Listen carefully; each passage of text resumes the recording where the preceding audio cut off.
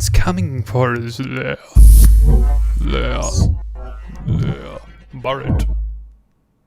Hello and welcome on into this Wednesday's edition of Movie News here at MBE. We'd just like to thank you once again for joining us here on our YouTube channel and of course our Twitch stream. I'm one of your co-hosts in the bright red, Stephen John McLaughlin. You look very tired, Steve. Yeah, more tired than I was rubbing my eyes, John. I think it's Harley, by the way. I'm going to blame him for this.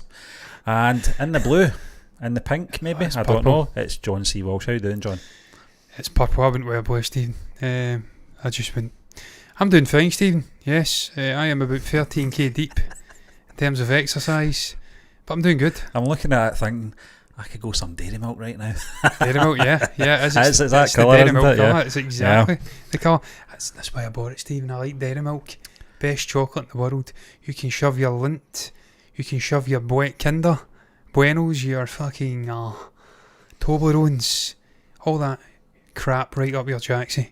Will you be getting a selection box tomorrow, John? No. You had one last year. Unless someone buys it for me. I think that's why you get fed up with Lindt chocolate after last year's. It was the same fucking thing. Same tiny little ball. Every single day. It's like, for fuck's sake, every 10 days you'd get a rabbit. Yeah, mix it up. Come on. Yeah. But anyway, John. I thought you were going to ask me, am I going to get dairy milk? I will. I'll get a massive 4-pack of dairy milk. You know you can get Harley one as well. You can get actual pet ones as well, yeah. Yeah, I didn't know that. Yeah, so there you go. He's always badgering me for chocolate, so I will. Yeah, well, there you go. Anyway, we're not here to talk about selection boxes, chocolate, dairy milk or anything like that, or how tired I am. We're here to talk about Hugh Jackman, as you can tell by the thumbnail and our headline. I'm here to move this in. And I forgot to say, we are live and we are interactive, by the way, so please come in and talk. I'm just waiting on my nose starting to run. Yeah. Because every time I'm in front of a fucking camera, it's... We did I was about to say it, John. I was about to let the cat out the bag. We were doing a recording the other night. I nearly said it. And I know that your nose was bothering you then as well. Oh, it was unreal. But anyway, Hugh Jackman. I'm muting. He recalls Ryan Reynolds' Relentless Wolverine return campaign. He does. In light of his return in Deadpool 3 as Wolverine, Hugh Jackman recalls Ryan Reynolds' relentless effort to convince him to reprise the role. And I think we all remember it well, because if you follow Ryan Reynolds on social media, you will know this guy did not let up for nearly 2 years, just badgering. See that shape he's in there, though, Stephen? That is the incredible reason why he didn't want to come back. Is that Days of Future Past? That could be Days of Future Past. Yeah. That's why he didn't want to come back. Yep. See, try to get into that shape. Yeah, That's fucking punishing. I remember him saying the amount of migraines he was getting at that time because of obviously his physicality, his diet he was on at the time. He's not eating any carbs or nothing. Yeah, just murder. Dreadful. Yeah, it is, isn't it?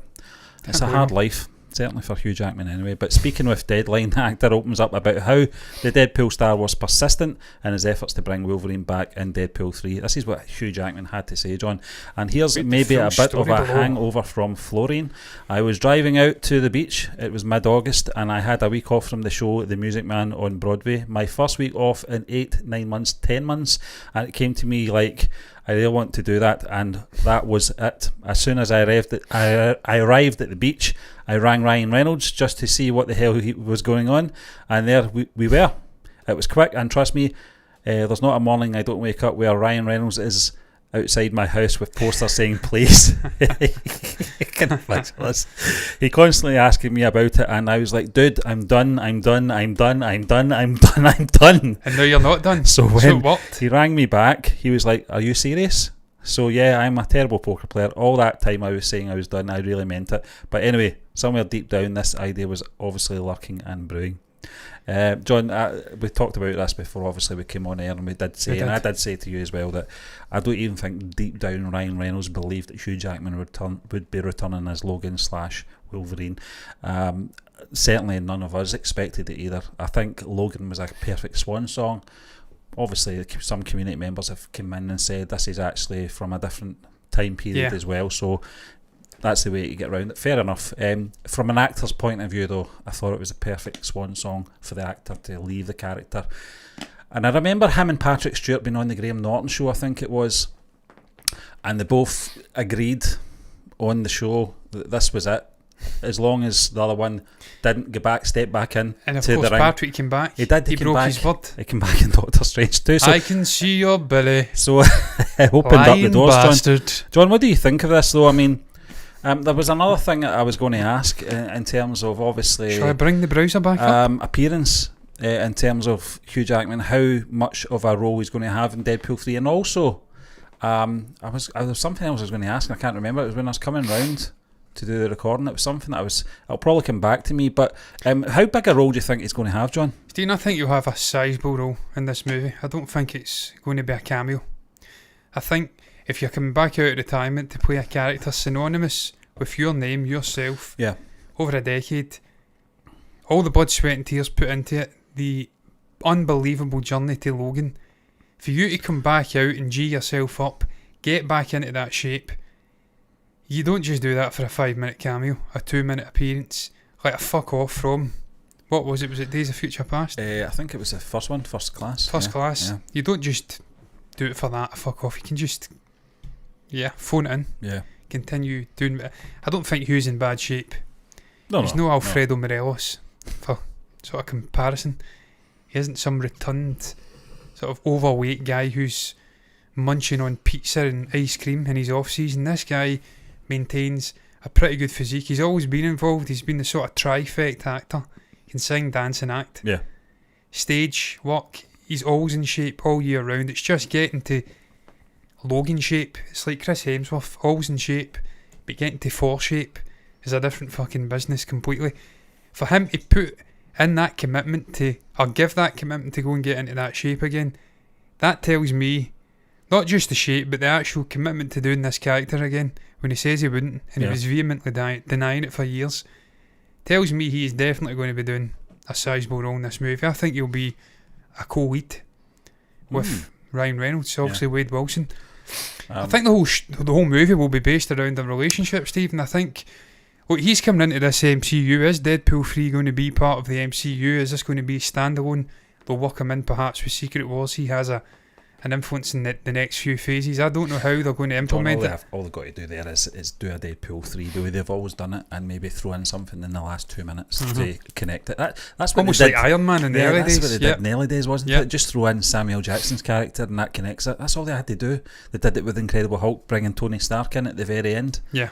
That's all you've got to do, isn't it? Talk about Harrison Ford stepping into William, I always forget the actor's name. Hurt. William Hurt's character as well, the general.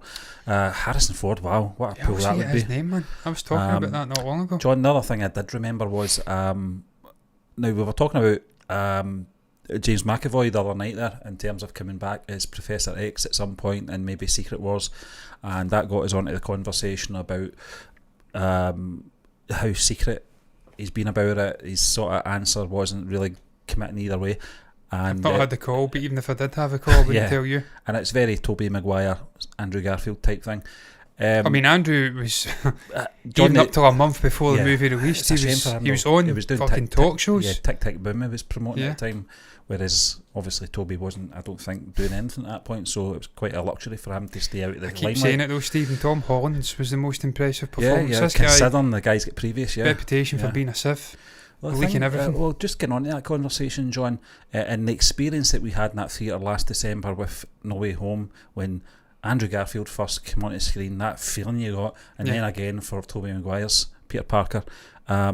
Would you not have liked this situation to have been kept under wraps, get into Deadpool 3, not expecting to see Hugh Jackman? Obviously the rumours would be flying about anyway regardless before the film's release, but just getting in wondering whether or not he's going to be in it, but we know he's going to be in it. Would you not have liked to have got into that and he just appears and you're like, it would have been great, Stephen. It would have probably exceeded the Tobey Maguire and Andrew Garfield entrance in Spider-Man, just purely because we always expected it. This multiversal story bleeding in. Spider-Man's one of the first big movies, if not the first movie of this multiverse phase. Everyone expected to see these two. It was always rumoured, constant. You were expecting them to pop up. We knew they were in the movie, Steve. We didn't have confirmation they were in the movie. But the fact you had Alfred Molina coming back, you had confirmation of Willem Dafoe coming back, you had confirmation of the likes of Jamie Foxx. Villainous actors who'd played villains synonymous with Andrew Garfield and Tobey Maguire's iterations. It was kind of revealed without revealing it. And then also all the fucking detective work getting done with the trailer, they were piecing together missing characters on the screen. Yeah, the We've big seen this standoff. before. Yeah. Obviously with Endgame. I think that wasn't Endgame, it was Infinity War. Infinity War, yeah. The Hulk Yeah. was running in Wakanda, didn't appear. Bastards were pulling the wool over our eyes. We always knew it, Stephen. Point I'm getting at is if you could have kept this under wraps and revealed this in the actual Deadpool movie, it'd have been fucking unreal. It would have broke the internet. Kim Kardashian thought she broke the internet. Hugh Jackman would have broke the internet. With his arse, yeah. The internet, Yeah. not the internet. With his arse. Probably got a better arse anyway, to be fair. Than Kim. Not full of fucking injections and Botox and all that crap. That's a real arse. That's not America's arse, that's Australia's arse. But yeah, Steve, I'm just thinking back to Dumb and Dumber when they're in Aspen and they walk by the couple, and I think it's Jeff Daniels' character says, "Oh, nice ass," and Jim Carrey, his character Lloyd, says, "Yeah, he must work out." That's the kind of right we need back, man. We're badly missing those kind of movies now. Sadly, just gone. I can't remember the last comedic everybody movie. would be offended with a scene like that nowadays. Oh, well, they can get in the fucking bin. Those people. Get in the bin. But Stephen, yeah, look, it would have been great to see a surprise appearance from Wolverine in Deadpool 3. It not been revealed months prior to even production starting. But reality is, Stephen, I think in the modern day world, modern day film industry, do you think Ryan Reynolds would be able to keep it a secret? That's the point. Not even Ryan Reynolds, Stephen. Could the world be kept away from a leak? It's impossible in the modern day. You can't get a Darth I am your father, Darth Vader moment now. It's impossible. Even the tightest sets, there's always leaks. You think of The Force Awakens, the mystery box with J.J. Abrams, renowned for nothing sneaking out. Speaking of which, probably the last big surprise we did get in a movie, and even then it was the worst fucking kept secret ever, was probably Cumberbatch as Khan in the Star Trek movie, Abrams' Star Trek movie. That's the last time I can think of a huge surprise where it genuinely I wasn't expecting it going into the theatre. It's impossible now. Where we're at now, you're just constantly getting leaks. There's fucking websites just buffed for specific movies. You've got the likes of Doomcock and all these actual arsewipes.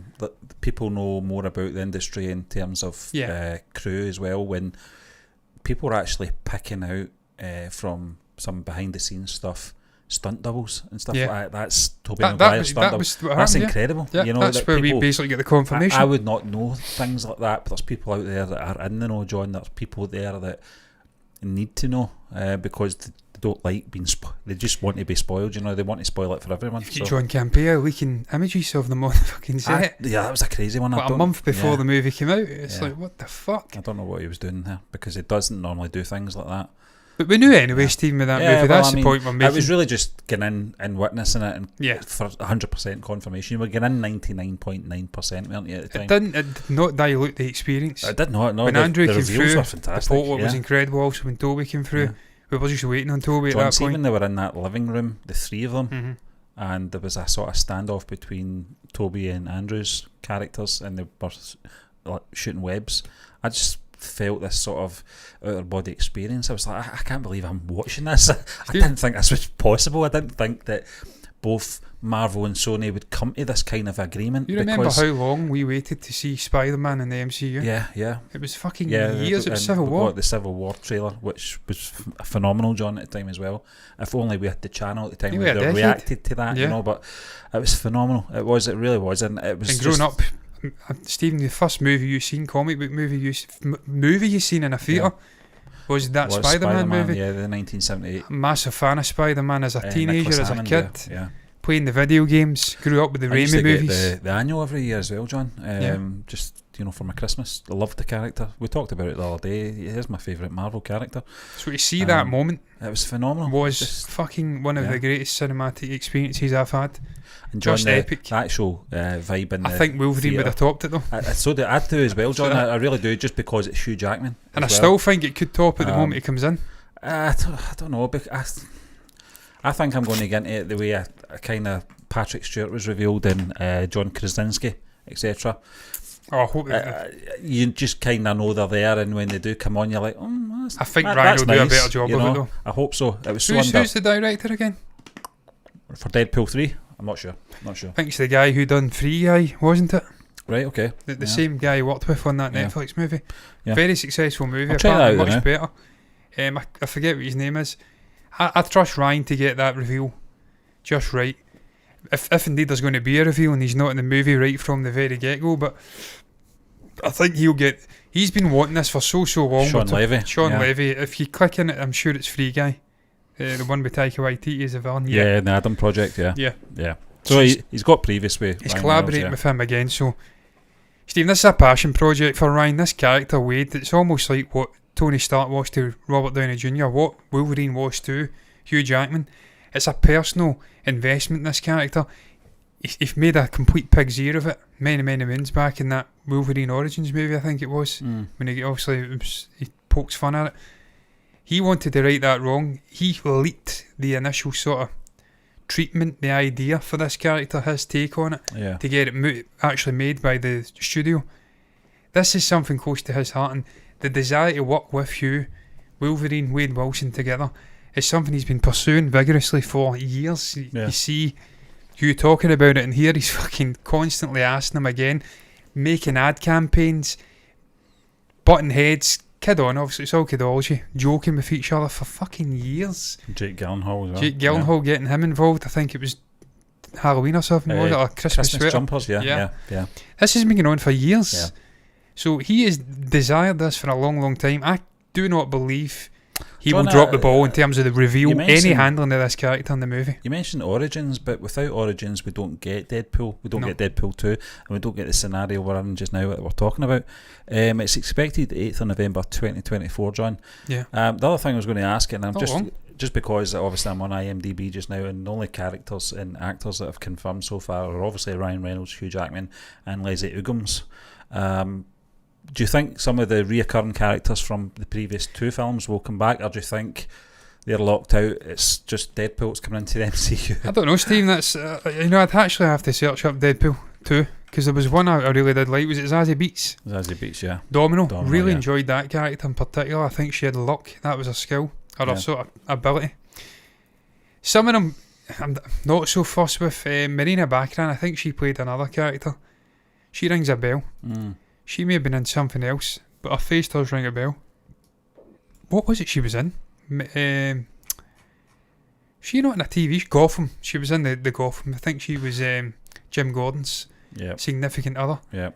Some of them I'm not so fussed about, but Zazie Beetz, maybe even the big fucking metallic guy, Colossus. Yeah, she was. And obviously Brolin. She was a kind of bit on the side. Yeah, in Gotham. Yeah. There's a couple, Stephen, you'd like to see jump over. Not here, because that's slang. Savage. Was he not in the? He was in the music video. Yeah. So Deadpool Christmas special advert. Yeah, advert. That was an in-joke.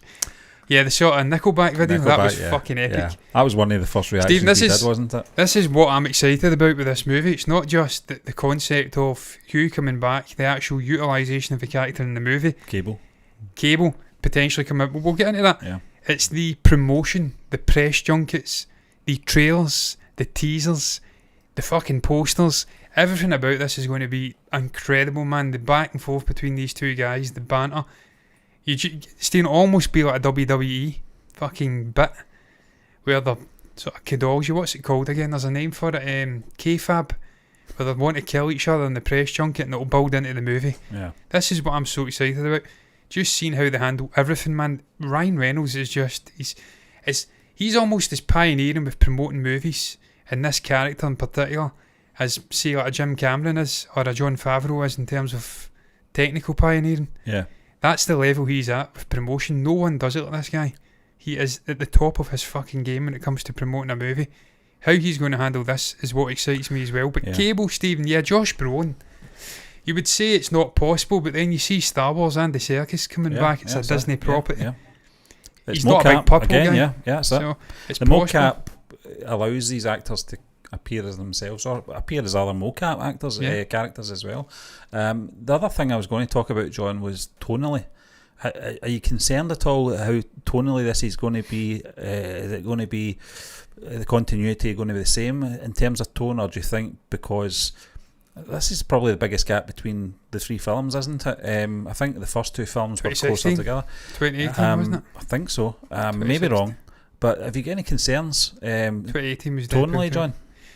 Steve, no, because Kevin Feige has come out, and also with Bob Iger coming back, they'll be singing from the same hymn sheet. Is it Alan Horner? Was the other guy? I don't know if he's still there at Disney. They were pretty adamant that this will be an R-rated movie. That Deadpool is the exception to the rule of PG-13 multi-demographic experience. So if he's come out and said and confirmed it is going to be R-rated, then I feel that this one will be R-rated. That aside, I think this will be the bridging movie. I think that Disney are aware as well, John, that they have to evolve in some ways, don't they, in terms of their family entertainment sort of brand, in terms of the properties that they've got at the moment. It could all change if Apple get their way, but 2016, 2018, 2024. That's why we got Star introduced to Disney Plus, because there's so much properties in there that they couldn't utilise on their streaming channels, and I think they understand that. I think they understand that when they're bringing obviously franchises like Deadpool over from Fox, it was Fox, wasn't it? Yeah. They have to be very careful, not in terms of continuity, because if they wanted to, they could have rip it up and start again, as the famous Orange Juice song said. And I think if it's a continuation, which it is, Disney, it's obviously Deadpool 3, it's not a reboot or anything like that, then the continuity must remain, the humour must remain as well, John. I think for this movie, because it's the end of a trilogy, at that point you can snap it and then go off and explore different avenues. I think Deadpool and Avengers films is going to be different. And I think that's why we've kind of answered our own question in terms of, is this going to be his first bow into the actual MCU? I don't think it will be. I think this will be a sort of purgatory movie, almost like a WandaVision pocket universe. Deadpool 3, they clean up that trilogy. That maybe opens the door for Cable and people like that to come in. He's maybe wished into the MCU at the end via a fucking multiversal rift or something. I don't know how they make it work. And then we go off and explore a different tone, a different Deadpool. But Stephen, what makes this character so compelling? I've come out of this screen incidentally, been that screen way too fucking long. Let's get us bigger here. What makes the character so compelling in his current form is Ryan Reynolds, the energy he brings, the profanity, the breaking of the fourth wall. He lends all of those characteristics to. That's the other thing John was going to talk about. Is obviously the breaking of the fourth wall. We've seen it in She-Hulk. Yeah. And that's maybe the first subtle. I think that is it, John. I think we saw that early on, and perhaps maybe what was it? Guardians of the Galaxy with the humour. Bringing that in very early on in the MCU. And Taika with Ragnarok. Exactly. Ragnarok as well. But I think they had to do that in terms of when they came up with obviously Infinity War, when you were going to have a combination of all these characters. Ragnarok had to come out and had to be tonally different as well. So there was something for the Guardians to sort of bounce off of as well and connect with, because it would have looked weird. It's to keep weird. It fresh as well, Stephen. Yeah, I think it does. The universe will grow stale if you're just the same old tone, the Marvel jokes. It's the same old stuff being regurgitated. Listen, it works. They make $1 billion at least every movie. If it's Ant-Man, it makes 600 million. That's a failure, apparently. 600 million fucking dollars. Tell that to Fox and Sony. They're greenlighting Jumanji movies for half that. For fucking sequels. That's a failure. These movies make money no matter what, team, but to keep it fresh for the viewer, you need to be tonally doing something different, comedically doing something different, establishing different characters. As he farted. You said keep it fresh, and I just smelt something there. Yeah, that'll be Harley farting. I think I heard him fart, to be fair. I heard it rip. There's nothing fresh out. Yeah, he's farted. That's not fresh. There's nothing fresh about that. That's fresh methane straight from a dog's asshole. Such BS. But yeah, Stephen, you have to keep it fresh. And obviously, with James Gunn coming in, he's now gone, but you know what I mean, when he came in with Guardians, he freshened it up with that humour. Taika came in, freshened it up with the humour with Ragnarok. We've then got him doing, I've fucking forgotten the name of that movie, For Love and Thunder. Yeah. That was too much. That was way too much. That was trying too hard to be funny. It was a joke every fucking 20 seconds. Most of them didn't land. But it's important that you keep trying to freshen things up, doing something different. This is an actual evolution of that, bringing a Deadpool into the MCU. But But if you neuter him, you take the R-rated away after Deadpool 3, you make him sort of a amalgamate. I was about to say homogenise. Is that even a word? I don't know. It is now. It is now. If you bring him into this universe and you neuter all of those aspects, the breaking of the fourth wall, the swearing, the violence, him losing his legs and then he grows little tiny baby legs, the decapitations and stuff, you're taking the very soul of the character away. And then there's no point continuing with it. You can't neuter Ryan Reynolds with this character. You've got to let him just run. It's almost like Jim Carrey at the Oscars or the Globes, whatever it was, doing his sort of special tribute to Clint Eastwood. Yeah. Getting back to the Deadpool, funnily enough. That's what it was, wasn't it? In the movie. Yeah. Just, I guess we'll just stick a camera in front of him and let him go. That's what you've got to do with Ryan Reynolds. Yeah. You've got to let him go. But yeah, Steve, look, time will tell, man. I don't think this will be part of the MCU, this movie. I think this will be Hugh coming in, a pocket universe, having his little fun with Ryan. They finally get to scratch the itch, both of them. He comes back, says fuck you to Patrick Stewart for breaking the oath. Does it better, because Lord knows Patrick Stewart's fucking cameo in Multiverse of Madness. Oh, it's god awful, man. It wasn't, I'm being harsh, it was actually a good scene. It was a great scene, visually. Could have been better. It was his death. Yeah. Fucking joke. But I think that's the whole point. They were supposed to be full of hubris. This sort of Illuminati. They thought they were unbeatable. Wanda comes in and fucking wrecks him in 2 minutes. I think that was the whole point. It was deliberate. I didn't enjoy it personally, but hey ho. Horses for courses. It was shit. I think he'll come in, he'll do his cameo. It will be better. I think obviously Deadpool 3, it's going to be the same as what we got in Deadpool 1 and 2. Fucking jacked up to 200%, if you like. The fun, the violence, the swearing, the antics. I just hope we do get to see some continuity, Stephen, from the other two movies. I hope it's not some sort of strange bridging thing where you lose everything that came before. Clean it up, make it a trilogy, and then off you go into the MCU if that's what you must do. Sounds good to me. Cable, Domino, Colossus, bring them all back, and then they can all die, including Hugh. Again. Wolverine, not Hugh. I must stress, I like Hugh. I want Hugh to be alive for a long fucking time. I like reading his tweets and stuff. Like, he's the only guy I go into Twitter to see half the time. The food he's eating, where he is this week, what fucking workouts he's doing, guy's an inspiration. He's like Dwayne in a lot of ways, and that's not a surprise because he's friends with Dwayne. Yeah. And Dwayne actually shared the secret sauce for getting the Wolverine body. And we know what that secret sauce was. It wasn't fucking broccoli and chicken. It was Drain. But that's absolutely fine. You've got to put the work in. But you got anything else to say, Stephen? Is there anything else? I mean, nah, we're done. We're done. Yeah. We've got a recording. Doing my eyes on that in my head. We have got a recording, and they're long fucking episodes. Yeah. There's a hint for you.